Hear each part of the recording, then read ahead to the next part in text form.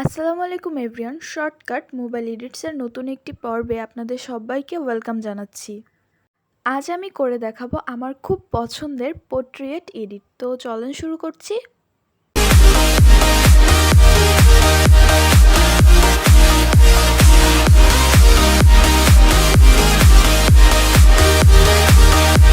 Lightroom অ্যাপটিকে open করে নিচ্ছি।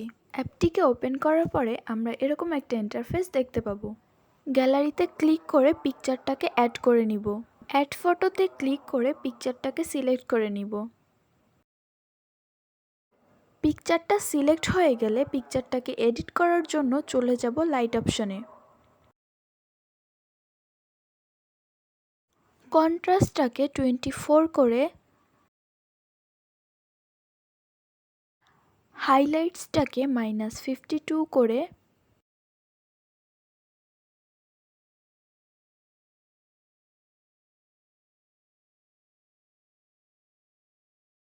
শ্যাডোসটাকে 51 করে দিচ্ছি।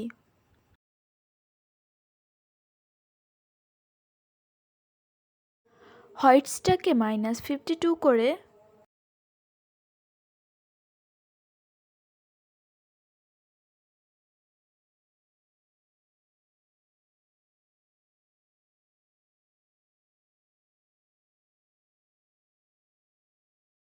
লাক্সটাকে -48 করে দিচ্ছি।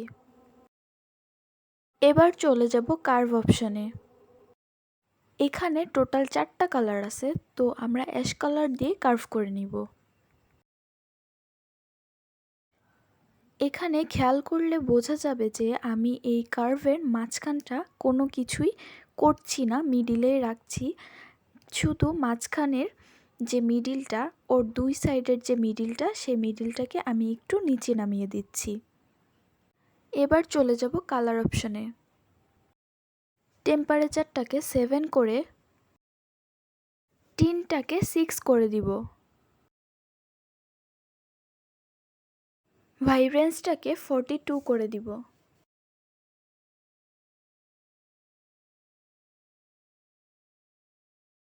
স্যাচুরেশনটাকে -10 করে চলে যাব মিক্স অপশনে। রেড কালারের হিউটাকে -22, স্যাচুরেশনটাকে -16 করে চলে যাব অরেঞ্জ অপশনে। অরেঞ্জ কালারের হিউটাকে 23 করে,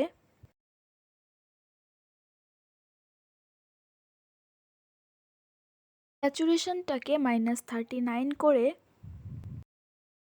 লুমিনেন্সকে 19 করে চলে যাব ইয়েলো অপশনে।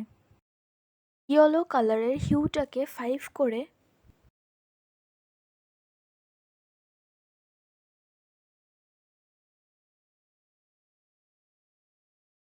স্যাচুরেশনকে 71 করে,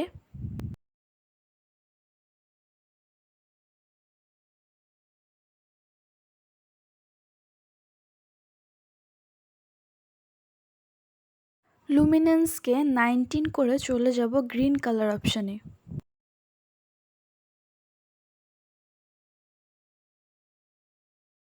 গ্রিন কালারের হিউটাকে 71 করে,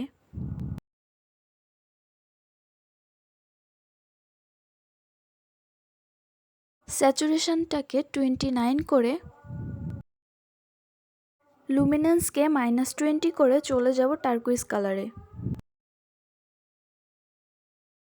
টার্কুইজ কালারের হিউটাকে -10 করে, স্যাচুরেশনটাকে 11 করে,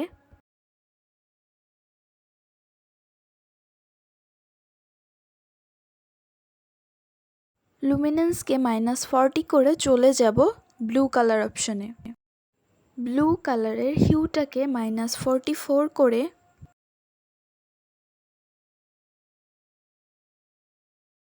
স্যাচুরেশনটাকে 72 করে, লুমিনেন্সকে -29 করে চলে যাব পার্পল কালারে। স্যাচুরেশনটাকে -65 করে চলে যাব ম্যাজেন্টা অপশনে। স্যাচুরেশনটাকে -23 করে ডান করে দিব। এবার চলে যাব ইফেক্টে। টেক্সচারটাকে 9 করে ক্লিয়ারিটিটাকে 14 করে দিব। ভিগনেটকে -9 করে চলে যাব ডিটেলস অপশনে। শার্পনিংটাকে 35 করে